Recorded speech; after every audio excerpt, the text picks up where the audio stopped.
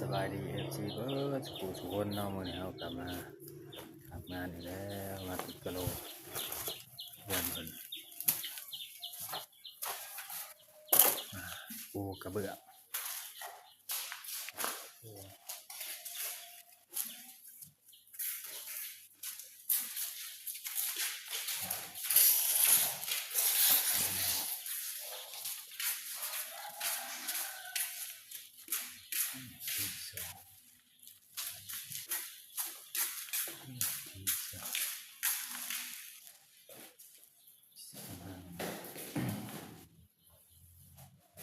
เป็นยังเนี่ยเป็นยังงามได้ประมาณนั้นเดี๋ยวจะไม่ดีกว่าวาย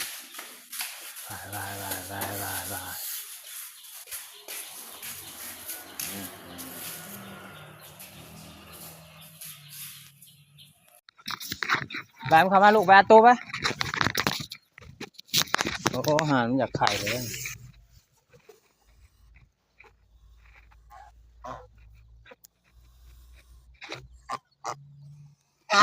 แต่ว่า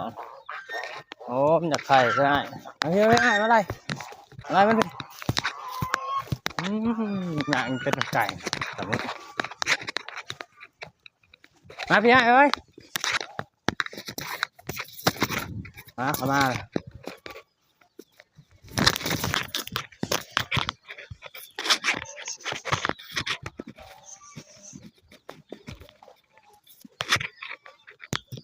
ก็มาอยู่ไง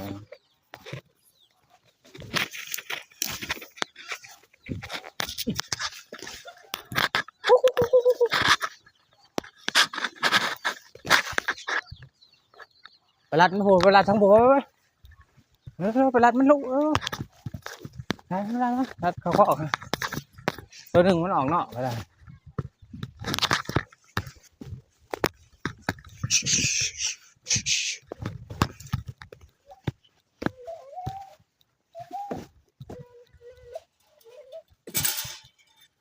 ไม่เอาอีบ้าตัวก่อนไปรัดมันรัดกูอาหารนะมันจะไข่แล้วตัว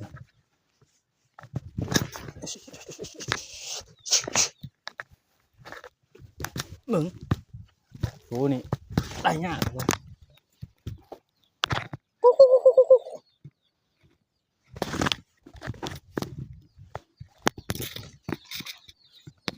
โครงการตัวนี้หลบเหลวตั้งไม้เรียงทางบ้านลาดมันกูโอ้มันเละมันเกลือลาดมันลาดคุณไปทางกูไปเลย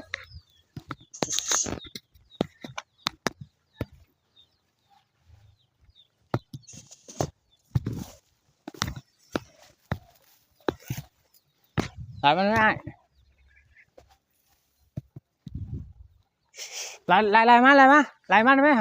ต้องมาอย่าพลาดไปไอ้ยับออกไปมาเลย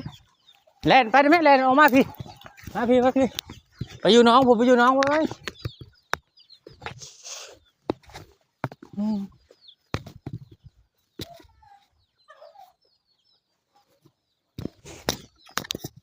นะบอกเขาทั้งหมด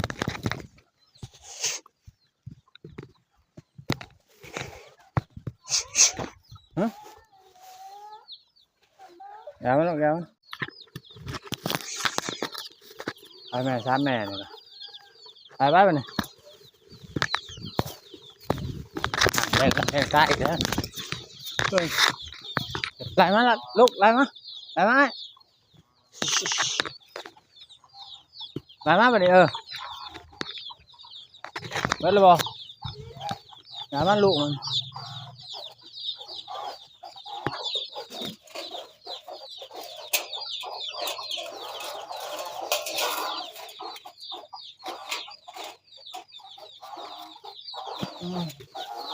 น่ะกำลังเก็บไก่น้ำห่างบึก